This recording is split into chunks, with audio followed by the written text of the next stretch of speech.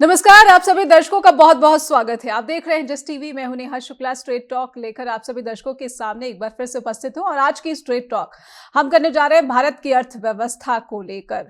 सीधी बातचीत में हम समझने की कोशिश करेंगे कि क्या वजह है कि भारत की अर्थव्यवस्था को लेकर चिंताएं जताई जा रही हैं, क्योंकि भारत का जो विकास दर है, जो ग्रोथ रेट है, वो अनुमान के अनुसार बहुत ही कम रिकॉर्ड किया गया है। 5.4% की जो ग्रोथ रेट है वो भारत की जो दूसरी तिमाही है उसमें रिकॉर्ड की गई है। और ये कहीं ना कहीं जो आरबीआई का अनुमान था उससे काफी कम, लगभग 2% से भी अधिक का ये अनुमान से कम की गिरावट दर्ज की गई है। और खास करके बड़ी चिंता ये जताई जा रही है कि कहीं भारत में मंदी ने तो दस्तक नहीं दे दिया है या फिर मंदी का जोखिम तो नहीं बढ़ गया है।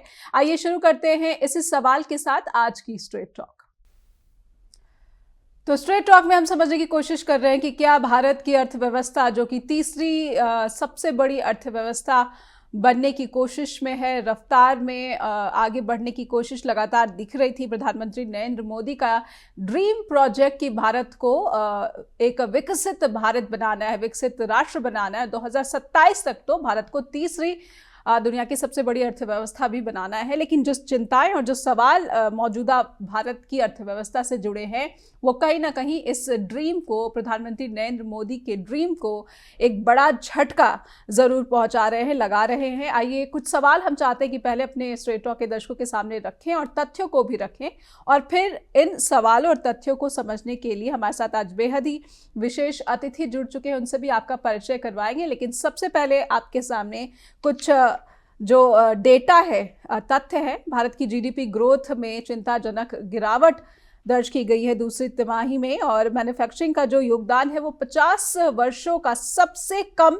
जो कंट्रीब्यूशन है मैन्युफैक्चरिंग सेक्टर का वो दर्ज किया गया है। ये भी कहा जा रहा है कि भारत में जो मंदी है उसका जोखिम बढ़ चुका है, और कोई और नहीं बल्कि ये खुद सरकारी आंकड़े और सरकारी अधिकारियों की जताई गई चिंता है, जो कि इंडिया के चीफ इकोनॉमिक एडवाइजर है वी अनंथा नागेश्वरन। उन्होंने इस लेटेस्ट जीडीपी ग्रोथ के जो है डिसअपॉइंटिंग कहा है, चैलेंजिंग बताया है, और कहीं ना कहीं इसे ग्लोबल इन्वायरमेंट कंट्रीब्यूटरी फैक्टर भी इसमें जोड़ा है। लेकिन ये कितना वैश्विक कारणों से है, कितना घरेलू कारणों से है, ये अपनी बातचीत के जरिए हम समझने की कोशिश करेंगे।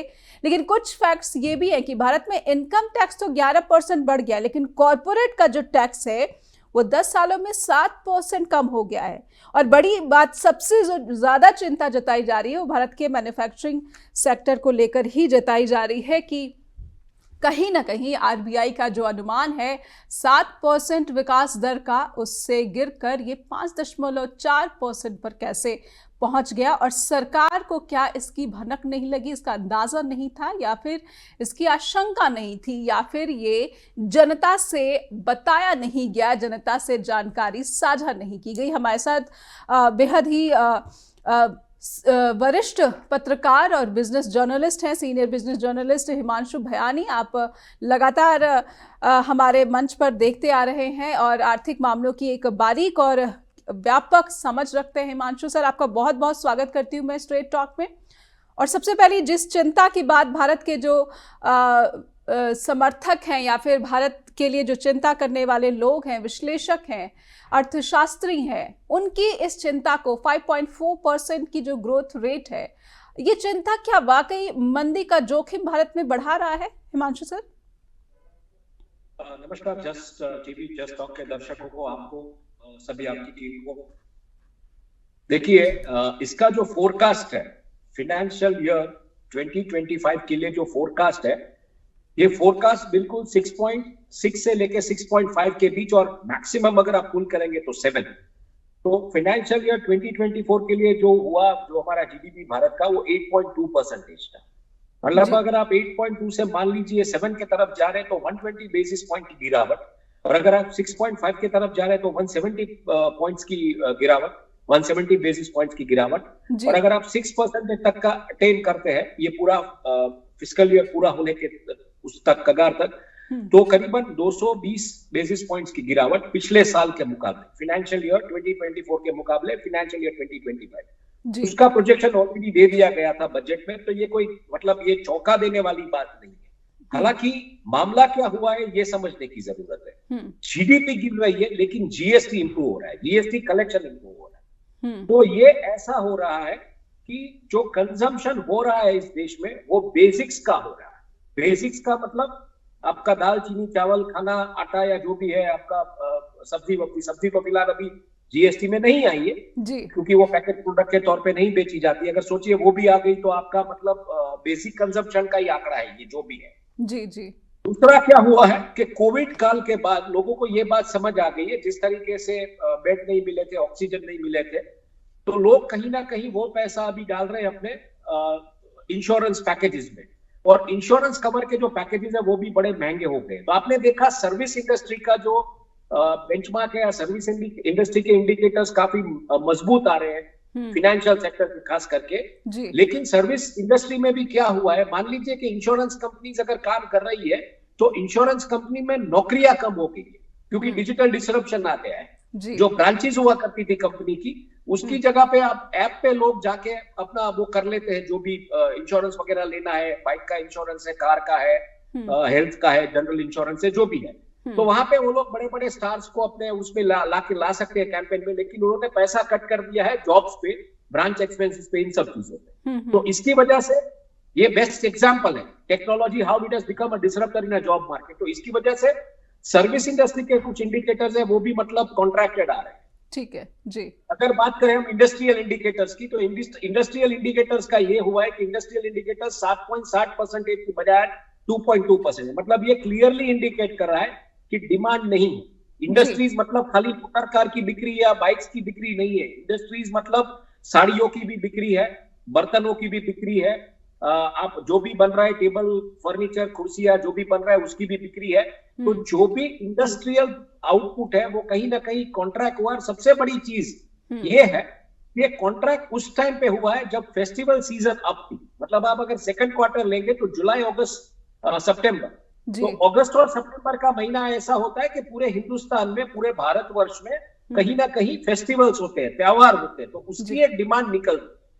तो वो इसकी वजह से जब ये 2.2% आया तो मुझे लगता है ये बहुत ही चौंकाने वाली चीज है और बेसिक कंजम्पशन ही हुआ है। दूसरी और अगर सर्विस सेक्टर में आप देखेंगे जो सर्वे में जो इंडिकेटर्स आए कि टूरिज्म, होटल, प्रवासन, ये क्षेत्र को बढ़ावा मिला है, यहाँ से अच्छे इंडिकेटर्स आ रहे हैं, मतलब लोग घूमने जा रहे हैं, वहां पे पैसा खर्च कर रहे हैं, लेकिन मल्टीप्लेक्सेस में, मूवीज में, शॉपिंग मॉल्स में इसमें पैसा खर्च नहीं करते क्योंकि अब ये ओटीटीज जो है वो डिसरप्टर के तौर पे आ गए हैं। दूसरा, करण जौहर ने भी कहा था कि महंगे पॉपकॉर्न्स और इसकी वजह से लोग मल्टीप्लेक्सेस में नहीं जाते हैं। तो ये स्पेंडिंग में मुझे लगता है जो वीकली एक डेटा आता था वो भी कम हो रहा है। अब हमारी नजर है पुष्पा 2 के रिलीज पे। हालांकि हम आज बात कर रहे हैं 3 तारीख को, 5 तारीख को पुष्पा 2 रिलीज हो रही है, तो उसका क्या रहेगा, तो क्वार्टर 3 के जो आंकड़े हैं फेस्टिवल के साथ ऐसा कंजम्पशन कैसा रहेगा ये देखना पड़ेगा। पर कहीं ना कहीं एक बात एग्रीकल्चर सेक्टर की मैं कह के फिर आपको सवाल करने के लिए करूंगा जी। एग्रीकल्चर सेक्टर में जो डेटा दिया है गवर्नमेंट ने कि बढ़ोतरी हुई है, ये सब हुआ है, तो खुदरा बाजार में आलू, प्याज, सब्जियों के दाम घटे नहीं है, वो महंगे के महंगे। वो ऐसा क्यों है ये भी समझना पड़ेगा हमको, क्योंकि परिवहन के लिए जो ऑयल है वो ऑयल के प्राइसेस में इतनी बड़ी गिरावट नहीं, तो महंगाई का दर ऑयल से जुड़ा हुआ होने की वजह से, और हमें ऑयल इंपोर्टिंग इकोनॉमी है, उसकी वजह से महंगाई का दर बढ़ा है। सरकार को जो जीएसटी का कलेक्शन मिला है वो इन्फ्लेटेड जो प्राइसिंग है, मान लीजिए कि आप 40-50 रुपए की दाल जो किलो थी वो अगर 100 या 150 रुपए हो गई है, तो उसके ऊपर जो आप जीएसटी कलेक्ट करते हैं वो है, तो मतलब वो 40-50 की बेसिक कमोडिटी के ऊपर 3 गुना हुआ है, तो जीएसटी भी 3 गुना मिला है जी। तो बेसिक है। और जीडीपी कॉन्ट्रैक्ट इसलिए हुई है कि लोग बेसिक कंजम्पशन नहीं करते हैं, बाकी का पैसा फालतू खर्ची बंद कर दी है और वेस्टेज कहीं ना कहीं टैप आउट हुआ है।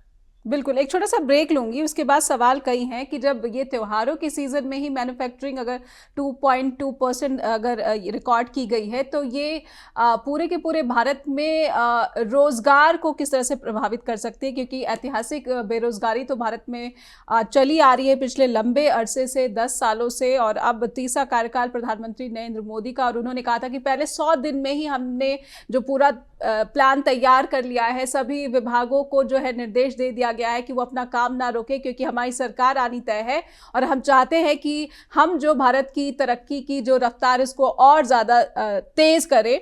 लेकिन ये जो तरक्की की रफ्तार है वो तेज़ नहीं बल्कि लुढ़क कर 5.4% पर आ गई है। और ये भी कहा जा रहा है कि मैन्युफैक्चरिंग में ये जो चिंताजनक गिरावट है ये आने वाले समय में भी भारत को और ज़्यादा परेशान कर सकती है। ग्रोथ रेट जिसकी अपेक्षा की जा रही है उसको भी प्रभावित कर सकते हैं। छोटा सा ब्रेक लेंगे, ब्रेक के बाद लौटते हैं।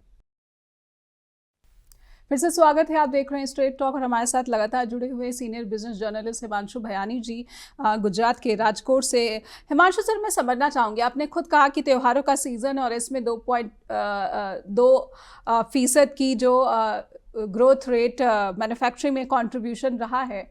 मैं ये समझना चाहती हूँ कि एक साल पहले ये जो कंट्रीब्यूशन था मैन्युफैक्चरिंग सेक्टर का वो 14% के आसपास था।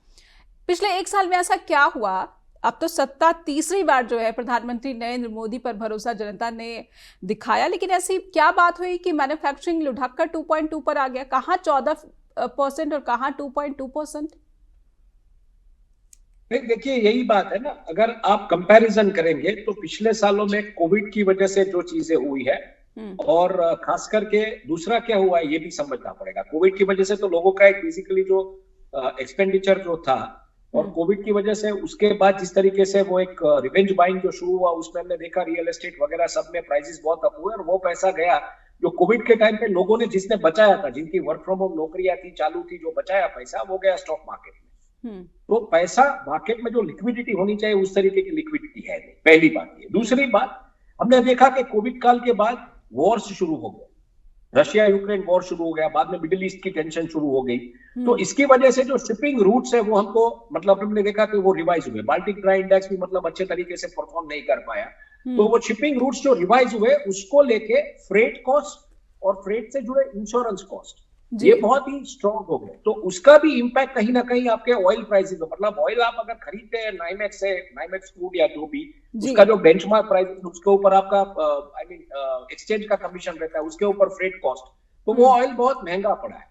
तो इसकी वजह से जो कंजम्पशन होना चाहिए था या मैन्युफैक्चरिंग सेक्टर को जो मतलब एक क्लासिक एग्जांपल मैं आपको देना चाहूंगा, नमकीन का जो मार्केट होता है, खाद्य पैकेज फूड का, नमकीन का खास करके, उसमें कुछ व्यापारियों से मेरी बात हुई दिवाली के टाइम पे। उन्होंने कहा कि मंदी इसलिए थी क्योंकि जो ऑयल यूज होता है नमकीन में, नमकीन तलने के लिए और उसको पैक करने के लिए, वो ऑयल के दाम में ही 50% प्राइस हाइक आ गया था। मतलब मान लीजिए जो ऑयल 100 रुपीज पर केजी था वो 150 रुपीज पर केजी हो गया।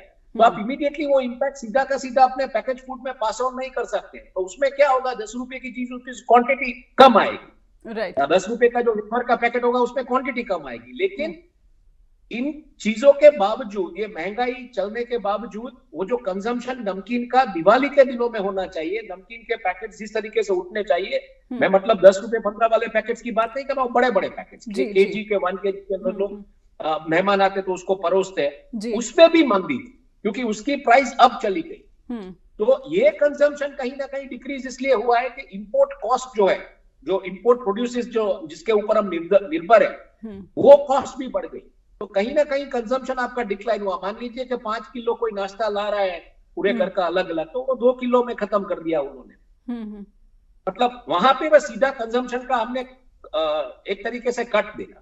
तो इसकी वजह से भी, मतलब ये मैंने एक नमकीन की एग्जांपल दी, बिल्कुल की जितनी भी है, घड़ी है, साड़ी है, जो आप ये आंकड़े बता रहे हैं, जी ये शहरी कंजम्पशन और एक मिनट, दूसरा क्या हुआ है, दूसरा हमने देखा कि ऑनलाइन में डिमांड बढ़ी, ऑनलाइन ये सब हुआ, लेकिन ऑनलाइन वाले भी अभी क्या कर रहे हैं, ऑनलाइन के पास भी बहुत सारी इन्वेंट्री पड़ी है, इसलिए ऑनलाइन ने ब्लैक फ्राइडे सेल शुरू की है।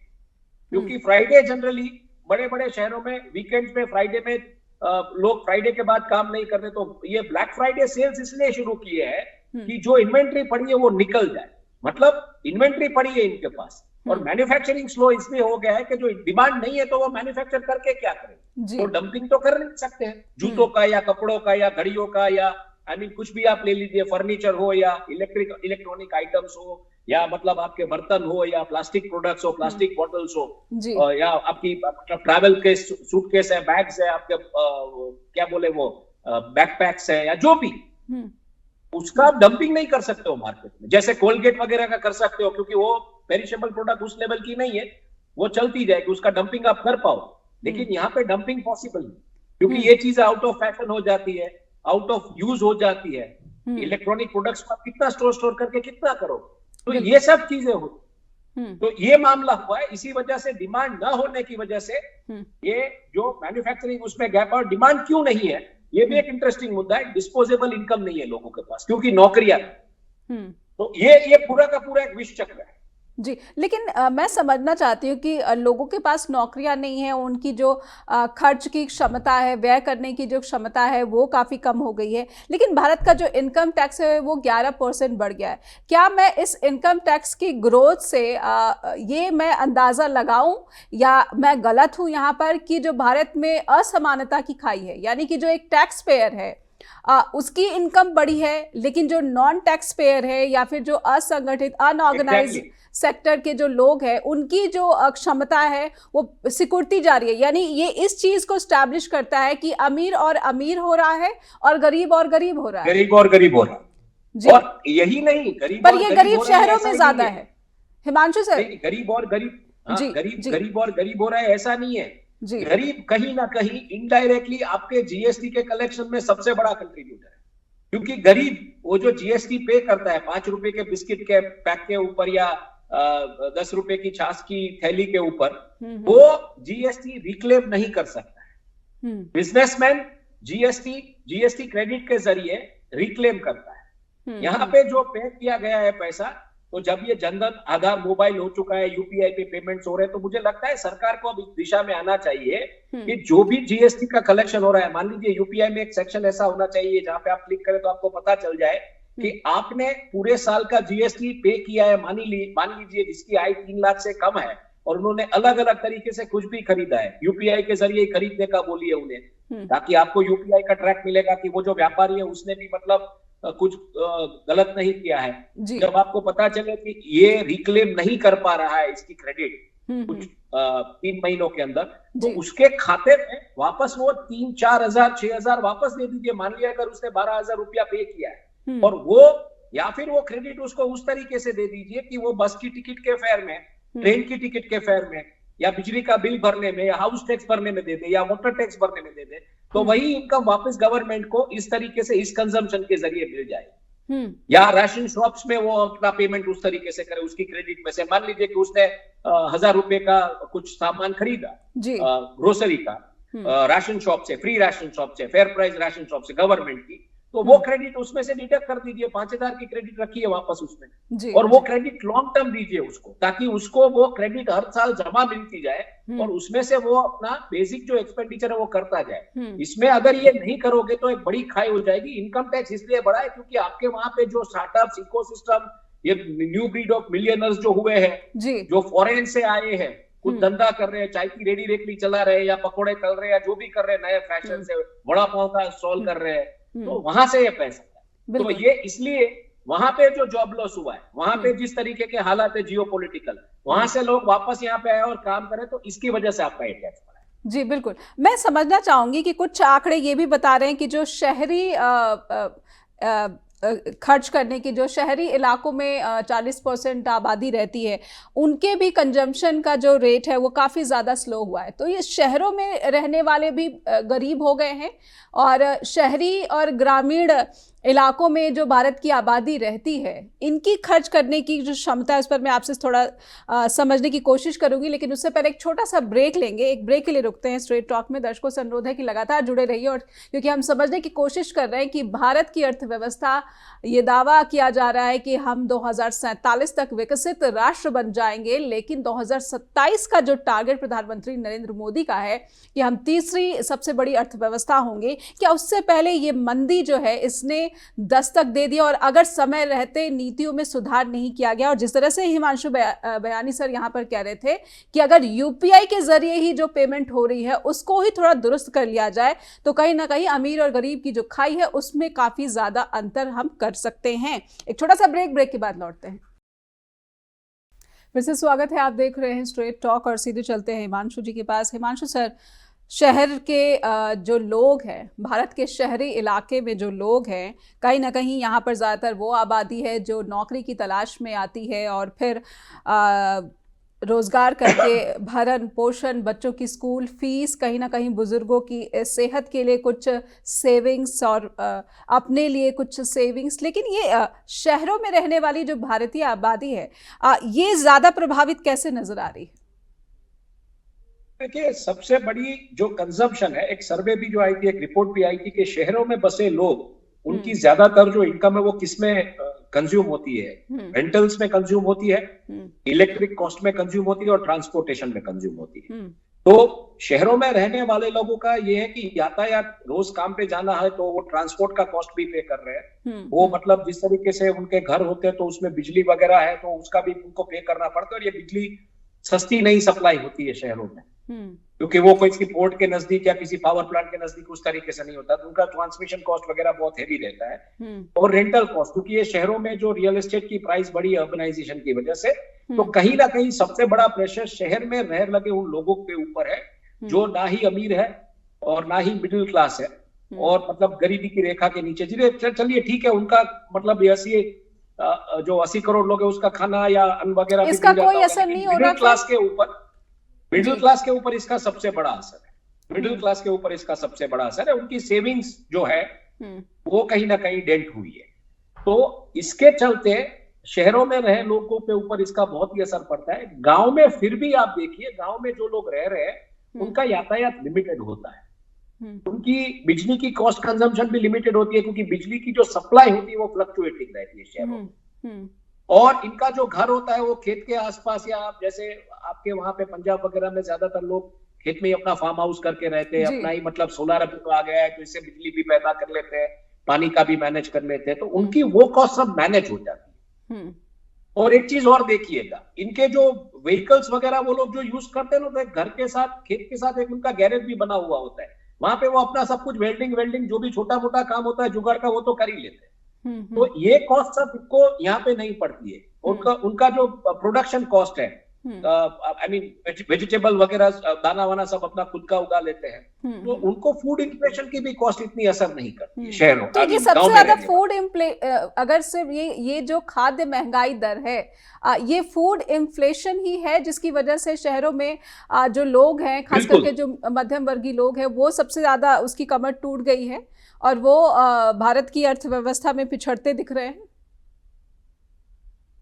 बिल्कुल ये बात है कि फूड इन्फ्लेशन इसलिए बढ़ा हुआ है, जैसे मैंने कहा कि आपकी जो ट्रांसपोर्टेशन कॉस्ट है उस फूड प्रोडक्ट्स को ट्रांसपोर्ट करने की वो बढ़ी हुई है, क्योंकि ऑयल प्राइसेस इतने मतलब जिसको बोले जितने ईज नहीं हुए जितने होने चाहिए थे। ये ऑयल प्राइसेस स्टेबिलिटी से कैसे ऊपर चल रहे हैं। क्यों ये ऊपर चल रहे हैं? क्योंकि आपकी जो सी रूट से जो है ऑयल ट्रांसपोर्ट होता है, वो सी रूट के पूरे कोर्स चेंज हो गए, उसके ऊपर लगी फ्रेट कॉस्ट, उसके ऊपर लगा इंश्योरेंस, और जब आपका रूट बड़ा हो जाता है तो वहां पे भी वो जो जहाज होता है वो भी इतना बड़ा ऑयल कंज्यूम करता है। तो ये जो कॉस्ट है आपकी फ्रेट कॉस्ट और उसके ऊपर इंश्योरेंस कवर कॉस्ट, क्योंकि होती रेबल्स का जो हमला हुआ रेड सी में वगैरह में बहुत सारे सी रूट चेंज करने पड़े आपको। तो इसकी वजह से जो अनसर्टेनिटी है उसकी वजह से आपकी जो ऑयल कॉस्ट है वही बढ़ी है। और ऑयल बेसिकली आप अगर मान लीजिए कहीं से खेत से या किसी एपीएमसी से जब सब्जी लाई जाती है खुदरा बाजार में, तो ऑब्वियसली उसकी कॉस्ट है ना, उसकी भी एक ट्रांसपोर्टेशन कॉस्ट है, तो वो कॉस्ट आपको मार डालती है बेसिकली। और हम एक ऑयल इंपोर्टिंग इकोनॉमी, हमारी सबसे बड़ी समस्या क्या है नेहा जी, हम ऑयल इंपोर्ट करते हैं। ऑयल इंपोर्ट करने के लिए हमको करेंसी भी इंपोर्ट करनी पड़ती है, क्योंकि ऑयल रुपया में कोई नहीं देता है, डॉलर में देता है। और ऑयल और करेंसी इंपोर्ट करने के बाद अगर मान लीजिए हमारे पास कुछ बचा है और हमारी कंट्री को सॉवरेन रेटिंग अच्छा ले जाना है, तो वो गोल्ड में इन्वेस्ट करेगी, तो वो गोल्ड भी हमको इंपोर्ट करना पड़ता, वो भी हम नहीं बनाते। और वो गोल्ड इंपोर्ट करने के लिए वापस हमको करेंसी इंपोर्ट करनी पड़ती। तो हमारे ऊपर चार तरीके से मार होती है हमारे देश के ऊपर। उस हालात में जो एक पी चिदम्बरम हमेशा कहते थे जब वो फाइनेंस मिनिस्टर थे, कि दुनिया के जो प्रॉब्लम्स है वो भारत के प्रॉब्लम्स बनते हैं, और उस प्रॉब्लम्स का अगर कोई सॉल्यूशन आता है वो सॉल्यूशंस भी भारत के प्रॉब्लम बनते हैं। क्योंकि मान लीजिए कहीं पे कोई करेंसी का कुछ वॉर हो गया, कुछ हो गया, करेंसी डेप्रिसिएट हो गया, हमने देखा कि पिछले दिनों में डॉलर में वो करीबन 85 रुपए के आसपास पहुंच रहा है अभी पिछले 24 घंटे में। तो ये भी एक हमारे लिए सबसे बड़ी चुनौती है। भले आपके ऑयल के दाम 68-65 के बीच हो, लेकिन जब आपकी करेंसी डिप्रिशिएट होने लगती है तो आपको जब वो डॉलर के मुताबिक 84 पे करना पड़ता था, वो ₹1 आप ज्यादा पे कर रहे हो। तो जब ऑयल की प्राइस $1 बढ़ती है तो भारत के ऊपर जो वित्तीय बोझ आता है वो करीबन 800 से 900 करोड़ रुपए का है। तो वो सीधा का सीधा बढ़ जाता है जब ₹1 बढ़ जाता है, 84 से 85 हो जाता है। तो ये चैलेंजेस है हमारे कंट्री के। बिल्कुल, ये तो इंटरनेशनल जो समस्याएं हैं, अंतर्राष्ट्रीय समस्याएं हैं, वो कारण हुए भारत की अर्थव्यवस्था को कहीं ना कहीं ये दंड पहुंचा रहे हैं। लेकिन मैं अब समझना चाहती हूँ भारत का वो सेक्टर MSME जो अनऑर्गेनाइज सेक्टर भी कहा जाता है, कहीं ना कहीं डिजिटल इंडिया या फिर मेक इन इंडिया, ये जो अभियान लेकर प्रधानमंत्री नरेंद्र मोदी आए, क्या ये अभियान जो है ये अब 10 सालों के बाद बिल्कुल बुरी तरह से फेल हो गए? क्योंकि कंस्ट्रक्शन सेक्टर में भी गिरावट देखी जा रही है, मैन्युफैक्चरिंग तो कहा ही जा रहा है कि 50 वर्षों में सबसे कम ग्रोथ रेट अब यहाँ पर रिकॉर्ड हो रही है। क्या आपको लगता है कि मेक इन इंडिया कॉन्सेप्ट भी पूरी तरह से फेल, धराशायी? और कई जगहों मैंने ये भी देखा कि नोटबंदी, GST, कोविड का जो लॉकडाउन है, इन सब से ही जो असंगठित अनऑर्गेनाइज जो सेक्टर है जहां पर रोजगार ज़्यादा मुहैया होती है, जिससे कि भारतीय जो नागरिक है उसकी खरीदने की क्षमता वो बढ़ती है, वो ज़्यादा चीज़ें खरीदने के काबिल बन पाता है, इन सब का असर अभी भी बना हुआ है? नहीं, देखिए, सरकार जो भी चीजें लाई थी, जो भी स्कीम्स लाई थी, वो सरकार एक अपना तरीके से सोच के कि चलिए हम एक नया एक हमारा नया शासनकाल शुरू हो रहा है और हम ये करके देखेंगे। लेकिन मेरा ऐसा मानना है कि तो 141 करोड़ की आबादी वाले देश में अगर आप मोटे तौर पे देखेंगे तो पॉलिसीज जो है ना, वो जब भारत देश आजाद हुआ तब से जिस तरीके से पॉलिसीज बनी है इस राष्ट्र की, उसमें कोई बेसिक फेरबदल नहीं होता है। जी। वो वैसी की वैसी रहती है। चाहे आप गरीबों की सब्सिडी की पॉलिसी ले लीजिए या गरीबों तक आपको जो भी हेल्थ वगैरह की जो पहुंचाना है, जो भी करना है, लेकिन यहाँ पे सरकार ने सोचा कि हम नए तरीके से हम ये नया बदल देंगे। तो वो एक्सपेरिमेंट जो उन्होंने किया, वो एक्सपेरिमेंट अभी महंगा पड़ता है। अब आप एक बात समझिए, आप बात कर रहे थे कि आपने रशिया को आर्म्स दिए, रशिया को शस्त्र दिए, तो क्यों आपकी मैन्युफैक्चरिंग इकोनॉमी 2.2% है? तो कहीं ना कहीं आंकड़ों से ये पता चल रहा है कि जो आपने एक्सपेरिमेंट्स किए 10 साल में, वो एक्सपेरिमेंट्स उतने कारगर साबित नहीं हो रहे। तो जो एक मॉडल था इस देश का, उस मॉडल के ऊपर ही आपको चलना पड़ेगा। आपने इस देश का जो मॉडल था, एक्चुअली अगर देखे जाए तो सोशलिज्म से प्रेरित ये मॉडल था, उसको कहीं ना कहीं आपने कैपिटलिज्म में सीधा आपने देखिए, अगर आप गाड़ी चलाते हैं तो जैसे आप शुरू करते हैं गाड़ी तो वो न्यूट्रल गियर में होती है, फिर पहले गियर में जाती है, फिर दूसरे, फिर तीसरे, फिर चौथे, और जब आप हाईवे टच करते हैं और आपको हाईवे क्लीन मिलता है तो 5वें गियर में आपको स्पीड पकड़ते हैं। लेकिन यहाँ पे क्या हुआ, आपने सीधी गाड़ी 5वें गियर में डाल दी, यानी सीधे आपने हैवी मैन्युफैक्चरिंग यूनिट्स में जो है इन्वेस्ट कर दिया, और जो सोशल इन्वेस्टमेंट की जरूरत। नहीं, let me come to that. आप अगर सीधी गाड़ी 5वें गियर में डालोगे तो क्या होगा, आपकी गाड़ी रुक जाएगी, स्पीड पकड़ी नहीं है आपने 5वीं गियर में डाल दी, और अब आप बोल रहे हैं कि अभी आप स्पीड पकड़िए, तो ये हो नहीं सकता। पहले आपको 10, 20, 30, 40, 50 के बाद आपको 5th गियर में लेके जाना है, 50, 60 के बाद, और तब जाके आप 90 की स्पीड पकड़ के हाईवे क्लीन होता है तो चल सकते हैं। यहाँ पे आपने स्मार्ट सिटीज, डिजिटल इंडिया, ठीक है, मैं फिर भी मानता हूँ जनधन आधार मोबिलिटी अच्छा प्रोजेक्ट है, क्योंकि आपने पूरे देश को कहीं ना कहीं बैंकिंग के साथ जोड़ दिया, लिंक कर दिया, अब UPI से भी आपने कनेक्ट कर दिया है। तो इसीलिए मैं बता रहा हूँ कि जो गरीब पैसा दे रहा है, 5 रुपए के बिस्किट के ऊपर GST टैक्स दे रहा है, उसको वो वापस, उसका हक है, उसको मिलना चाहिए। क्योंकि अमीर जो है वो क्लेम कर लेता है, गरीब क्लेम नहीं कर पाता, या मिडिल क्लास क्लेम, जो धंधा नहीं करता है वो GST का पे किया हुआ टैक्स वापस क्लेम नहीं कर पा रहा है, तो उसके पास भी एक क्लेमिंग, एक रिफंड क्लेमिंग फैसिलिटी होनी चाहिए। बिल्कुल, तब जाके मॉडल चलेगा, तो डिस्पोजेबल इनकम आएगी आपके हाथ में। बाकी आप ये ख्याली पुलाव पकाते रहिए, सिटीज बनाते रहिए, स्मार्ट सिटीज, डिजिटल इंडिया, ये सब करते रहिए, लेकिन इसका जमीनी तौर पे लोगों की जेब में इसकी कोई असर आपको देखने को नहीं, और ना ही जो प्रति व्यक्ति आय है भारतीय नागरिकों की। और जब आपकी जेब में असर नहीं दिखती है तो प्रति व्यक्ति जो आय है वो बढ़ने की या सुधरने की संभावना नहीं दिखती है, नौकरियां क्रिएट नहीं होती है। तो इसके चलते ये बहुत ही एक अच्छा डिबेट है बिल्कुल। कि ग्रोथ है, हम्म। जॉब्स नहीं है, तो ग्रोथ कहां से आया? पर वो ग्रोथ किसका है और फिर? जॉब्स जी और जॉब्स नहीं है तो ग्रोथ कैसे हुआ? तो जी। क्या ये जॉबलेस ग्रोथ है सबसे बड़ी? और अगर ये जॉबलेस ग्रोथ है तो ये क्लियरली इंडिकेट कर रहा है कि पूरा का पूरा टेक्नोलॉजी डिस्ट्रप्शन आ चुका है सब जगह पे, और ये ग्रोथ के जो आंकड़े दिख रहे हैं ये उस वजह से हैं। और उसके लिए सरकार के पास क्या तैयारी है? क्योंकि बिल्कुल। टेक्नोलॉजी की वजह से कल को जब गवर्नेंस भी टेक्नोलॉजी मॉडल पे आ जाएगा तो सरकारी नौकरियां भी चली जाएगी, तो तब आपके पास स्पेंडिंग के लिए नहीं होगा। और दूसरा एक बहुत बड़ा मुद्दा है नेहा जी, फिलहाल जो हिंदुस्तान में जो भी स्पेंडिंग हो रही है भारत में, वो एक पीढ़ी ऐसी थी जिसने सरकारी नौकरियां की जिनको पेंशन मिल रहा है जी। तो पेंशन की वजह से घर चलता है, स्पेंडिंग हो रहा है, वो बेटे बेटी बहू जो भी कमा के लाते हैं उसमें से थोड़ी बचत होती है और वो स्पेंडिंग हो रही है। एक ऐसी पूरी पीढ़ी आने वाली है जिसके पास पेंशन ही नहीं हो। बिल्कुल, यानी आने वाला जो समय है भारत के लोगों के लिए और भी ज्यादा चुनौतीपूर्ण हो सकता है। एक छोटा सा ब्रेक लूंगी मैं और समझूंगी कि क्या भारत सरकार इन चुनौतियों को या फिर इन आशंकाओं को गंभीरता से ले रही है, नीति में कुछ बदलाव और व्यापक बदलाव इसका संकेत कुछ मिल रहा है, क्योंकि ज्यादातर तो पूरा ध्यान जो है सरकार का वो या तो कहीं ना कहीं चुनावी नारों या फिर इसमें चला जाता है कि हम सबसे बड़ी अर्थव्यवस्था बनेंगे, लेकिन नीतियों पर क्या, धरातल पर क्या, रोजगार पर क्या। एक छोटा सा ब्रेक, महंगाई को रोकने के लिए क्या। एक ब्रेक के बाद लौटते हैं स्ट्रेट टॉक के साथ। फिर से स्वागत है, स्ट्रेट टॉक देख रहे हैं आप और दर्शकों को सीधे लेकर चलेंगे हिमांशु जी के पास। हिमांशु सर, आपने सरकारी नौकरियों में भी कहीं ना कहीं कटौती की आशंका व्यक्त की, और एक आशंका आपने जो एक नई पीढ़ी की बात कह दी है कि जिसके पास पेंशन जैसी सुविधा भी नहीं होगी, क्योंकि ये भी समय भारत को देखना होगा।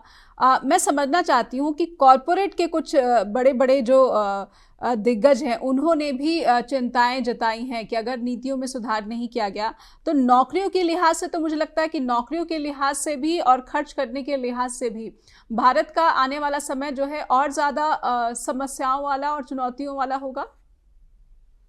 जी बिल्कुल। अगर आप मतलब जितने भी एफएमसीजी कंपनीज है, खास करके नेस्ले है या हिंदुस्तान यूनिलीवर है, जो मतलब एक छोटा सा ₹1 का शैम्पू का शैशे से लेके बड़ी बड़ी प्रोडक्ट्स बेचती है, उनके अगर कॉन्फ्रेंस कॉल्स देख लेंगे पिछले 2-3 क्वार्टर के, तो उनकी यही चिंता है कि मिडिल क्लास स्पेंडिंग जो भारत में होना चाहिए वो श्रिंक हो रहा है। कॉफी बेचने वाली कंपनी या मैगी नूडल्स बेचने वाली कंपनी जब ये बोलती है तो उसके पास आंकड़े होते हैं, उसके पास वो बिग डेटा होता है कि उनकी मैगी लेह लद्दाख में भी बेचते हैं वो लोग, और वो लोग कन्याकुमारी में भी बेचते हैं, इस तरफ पोरबंदर में भी बेचते हैं और आसाम में गुवाहाटी में भी बेचते हैं। तो पूरे भारतवर्ष का आंकड़ा होता है और वो आंकड़ा कंपेयर करते हैं पिछले साल के क्वार्टर या पिछले क्वार्टर उसके मुताबिक, और ये चिंता उन्होंने भी जताई है। तो ये क्लियरली इंडिकेट कर रहा है कि middle class spending day by day curve हो रहा है। अगर आप अपने खुद के खर्चों पे गौर करेंगे तो आपको पता चलेगा कि आपने कहां पे स्पेंडिंग कर्व कर दिया है पिछले 2-3 सालों में। लाइक मल्टीप्लेक्सेस में मैं दावे के साथ कह सकता हूं कि अभी मल्टीप्लेक्सेस में लोग जाना कम पसंद करते हैं क्योंकि ओटीटी का ऑप्शंस आ गए लोगों के पास। बिल्कुल। डाइनिंग ऐसा हो गया है कि आप पहले जाते थे क्योंकि वहां की पर्टिकुलर कोई आइटम आपकी मनपसंद आइटम हो, तो आज ये टेक्नोलॉजी उस दिशा में डिस्टर्ब हो रही है कि वो टेक्नोलॉजी के जरिए आपको रेसिपी वगैरह सब कुछ दे दे, तो घर पे लोग बनाना शुरू कर जी, तो वो कंजम्पशन भी डिक्लाइन हुआ है। दूसरी तरफ ये स्विगी जोमेटो जैसी जो है ब्रांड्स, जो डिलीवरी सर्विसेज है, जो क्लाउड किचन्स को बढ़ावा देती है, तो जो लोग नौकरी में से बेरोजगार वगैरह हुए तो वो छोटा छोटा अपना धंधा करके सैंडविचेस बना के या रैप्स बना के इनके जरिए बेचते हैं जी।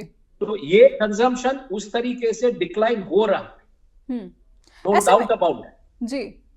ऐसे में आरबीआई या मैं जहां तक ये टूरिज्म के जो आंकड़े आते हैं होटल वगैरह के, तो मेरा मतलब ये राजकोट में रहता हूं, मैं द्वारका मेरा जाना होता है क्योंकि हमारा पुश्तैनी मकान वहां पे, तो care technique for care purpose मुझे जाना पड़ता है। और अहमदाबाद भी मैं जाता हूं, तो मैं देखता हूं Dwarka is a religious place, tourism place.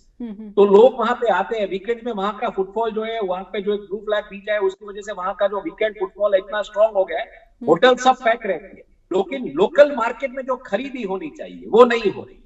तो सिर्फ बेनिफिट मिल रहा है रेस्टोरेंट वालों को, होटल्स वालों को और ट्रैवल्स वालों को। जो लोकल मार्केट से जो खरीदी होनी चाहिए, चाहे चप्पलों की, जूतों की या कपड़ों की या कोई भी मतलब वहां से कुछ रिलीजियस वोमेन की चीजें ले जाना चाहता है तो वो खरीदी नहीं मिलेगी। तो ये पूरा का पूरा जो चक्र है आपको समझना पड़ेगा कि ये कंजम्पशन क्यों डाउन हो रहा है, क्योंकि लोगों के हाथों में डिस्पोजेबल इनकम नहीं है। और कोविड के बाद खास करके लोगों ने ये डिसाइड कर लिया कि ठीक है हम ट्रैवल करेंगे, we will take that experience, but वहां पे हम कुछ बाय नहीं करेंगे, कुछ खर्चा नहीं करेंगे, क्योंकि अगर हमको कोई मेडिकल इमरजेंसी या ऐसा कुछ आ गया तो हमको उसके लिए पैसा बचा के रखना है। तो वो ट्रैवल एक्सपीरियंस लेते हैं, लेकिन वो उस दिशा में जो शहर में जो खर्चा होना चाहिए वो नहीं करते। जी बिल्कुल। ऐसे में कई सरकारें जैसे कि बिजली मुफ्त दे देना, तो फिर इसको रेवड़ी नहीं बल्कि जनता की जरूरत कहा जा सकता है। मुझे लगता है जैसे मैंने कहा कि आप जीएसटी वापस कैसे करेंगे उस वर्ग से जो वर्ग मध्यम, मतलब जिसका धंधा ही नहीं है, जिसका जीएसटी जितना टर्नओवर नहीं है, क्योंकि जीएसटी नंबर लेने के लिए आपको 20 लाख का टर्नओवर चाहिए। तो अगर वो आपके पास नहीं है और अगर वो पैसा आपका चला जाता है तो उसको वो रिवर्ट कैसे करेंगे। तो मुझे लगता है रेवड़ियां देने की बजाय आपको इनको ये कर देना चाहिए कि आपका बिजली का बिल इस बार इतना है, लिंक कर दीजिए यूपीआई के साथ, और वो पैसा उस तरीके से उसमें उसको सब्सिडाइज कर दीजिए। जी बिल्कुल। कि आपका 6,000 का क्रेडिट है, आपका बिजली का बिल 750 रुपया है, इसमें से हमने निकाल दिया, आपका 5,250 का क्रेडिट बचा है, जो आप टिकट फेयर जो आप सरकारी बसों से जाते हैं, सिटी बसेस में या मेट्रो में, वहां पे आप यूज कर सकते हैं। आप ट्रेन की टिकट में ये यूज कर सकते हैं ये क्रेडिट। आप फिर बिजली का बिल भरने के लिए, आपका हाउस टैक्स भरने के लिए, आपका वाटर टैक्स भरने के लिए। तो मुझे लगता है तो क्या होगा कि वही पैसा कंज्यूमर्स के पास वो 6,000 एक डिस्पोजेबल इनकम साल के तौर पे आएगा। तो हिमांशु जी, एक आखिरी सवाल मैं समझना चाहती हूँ, क्या इस भारत में जो आज का भारत है, इसमें जो कंज्यूमर है उसको पैसा देना ये प्रायोरिटी होनी चाहिए, या फिर से जो कॉर्पोरेट क्योंकि रोना शुरू हो चुके हैं, रेवेन्यू घट गया है, उनको कहीं ना कहीं जैसे पिछली बार भी लगभग 16,000 करोड़ या 14,000 करोड़ का जो है कर्ज माफ कर दिया गया था। इन दोनों में से प्रायोरिटाइज सरकार को किसको करना चाहिए ताकि जो बड़े वर्ग को इसका लाभ मिल सके, या फिर इनडायरेक्ट जो एक साइकिल है वो साइकिल थोड़ी सी और स्मूथ हो जाए और कहीं वो बीच बीच में रुक ना पाए, लगातार स्मूथ तरीके से आसानी से चलती रहे। पैसा आपकी जेब का कॉन्फिडेंस है।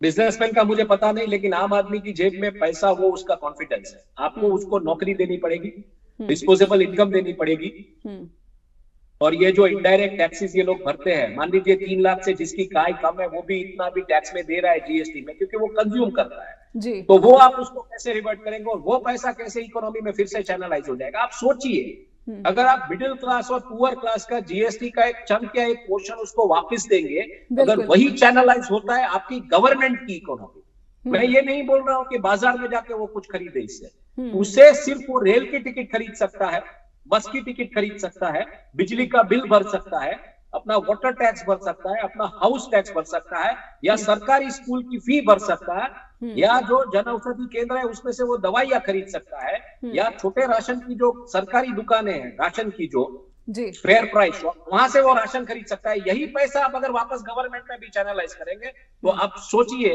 कि कितनी बड़ी क्रांति आ सकती है आर्थिक तरीके से। बिल्कुल। तो ये ले रहे हैं, इसको वापस नहीं मिल रहा है। मिडिल क्लास जिसके पास 20 लाख से कम का टर्नओवर है, धंधा नहीं है, उसके लिए आपको इसमें कुछ रियाया करनी पड़ेगी, मेरा इतना बिल्कुल मानना है।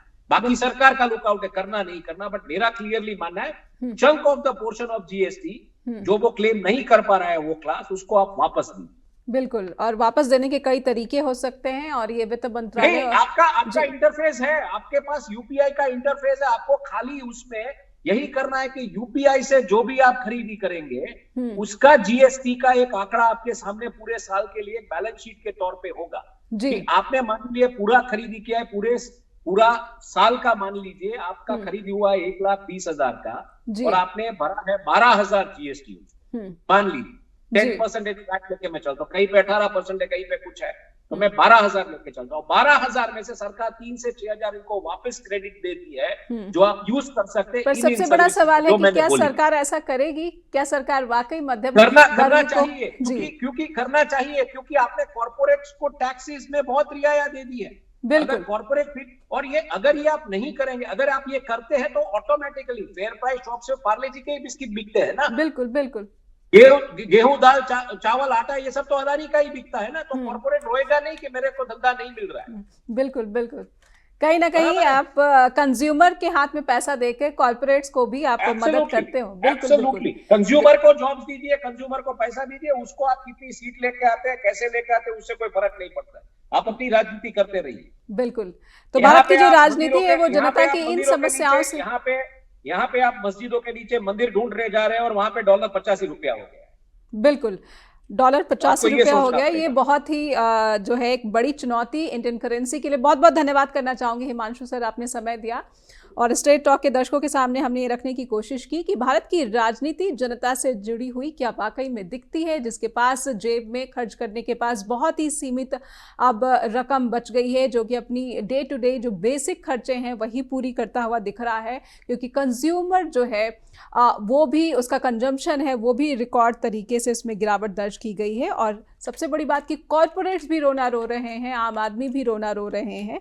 और सवाल यह है कि सरकार क्या अब जागेगी, आरबीआई क्या अब जागेगा, वित्त मंत्री अब जागेंगी, या फिर प्रधानमंत्री नरेंद्र मोदी जो सपना देख रहे हैं विकसित भारत का, क्या वो समय रहते कोई बड़ा फैसला, कोई बड़ा परिवर्तन लाएंगे। बहुत बहुत धन्यवाद। लगातार देखते रहिए जस्ट टीवी, लेकिन आपसे अपेक्षा है फीडबैक की। हमें लिखिए info@justbroadcasting.com और neha@justbroadcasting.com पर भी। नमस्कार।